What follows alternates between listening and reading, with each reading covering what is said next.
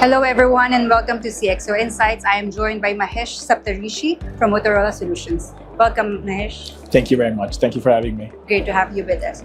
So Mahesh, obviously being here at Intersec, from Motorola Solutions perspective, how have the conversations around physical security evolved over the years, and what does that reveal as to whether the industry is heading nowadays? Sure, that's a great question. So I would say there are three big topic areas that I see where there's been substantial evolution. It used to be the case that physical security, especially when it came to video, was really after the fact. So you record the video, something bad happens, the video is used as evidence or as a tool for investigations. The change now is that with the increased use of AI, video analytics, etc., we're seeing it become more reactive than retrospective. So I think that's the first big shift. More so than that, we're also able to be more proactive in the sense that we can predict what elements of threats that we need to look for. And as a consequence of that, be able to figure out, okay, these are the things that you need to get human attention and response. So that's the first one. The second one, I would say, is historically, it's been very security focused.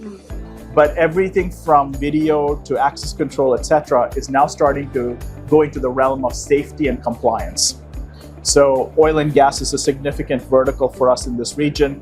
Hospitals are a significant vertical for us in this region.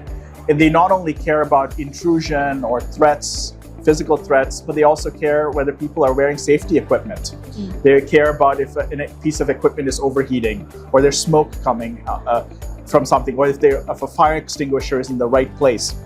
So we're going from the realm of security to this realm of safety and compliance. I'd say the third area is really going into the realm of resilience.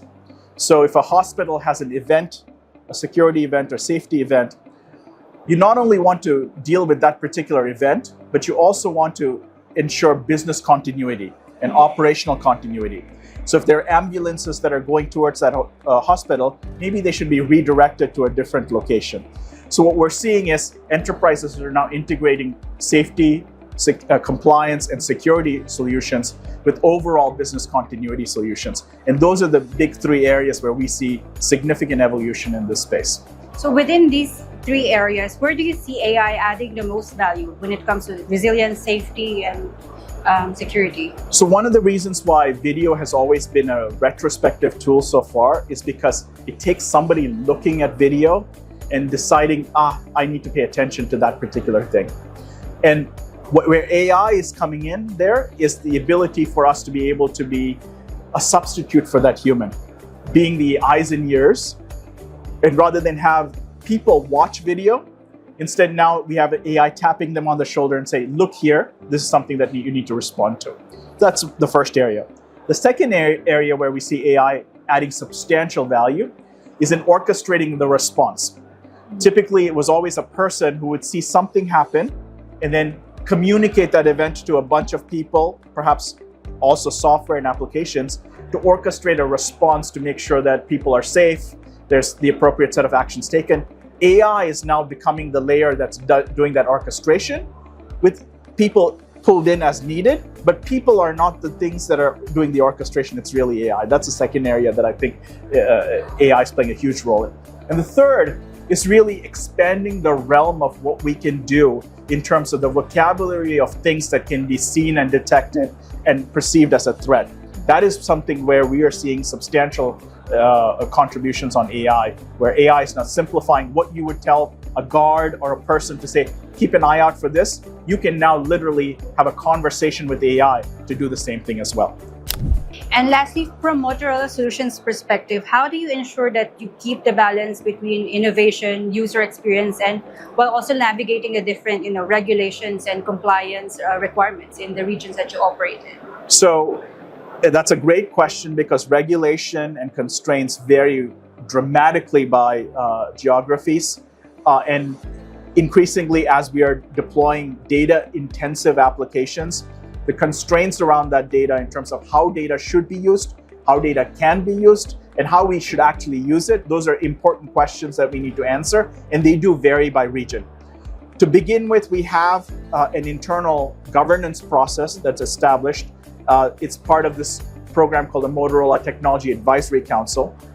This involves not just engineers and people who have technical knowledge, but people who have legal knowledge, people who have knowledge of how the end users behave. We have a user experience research team that goes out and studies the problem with our customers.